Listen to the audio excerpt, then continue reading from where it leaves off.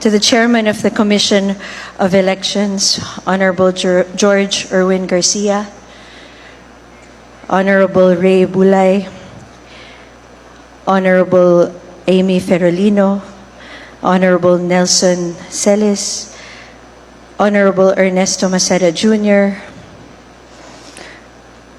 Honorable Marta Tangaño Kasingal, Honorable Noli Pipo, sa lahat po ng nandito ngayong hapon, sa ating mga minamahal na kababayan, I stand here incredibly honored and humbled by this opportunity.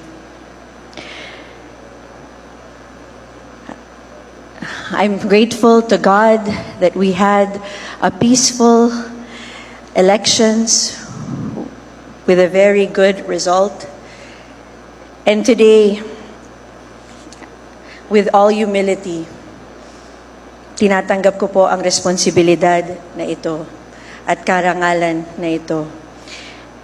And I promise that I will work twice as hard, that I will stand twice as firm, and that I will serve with all my heart.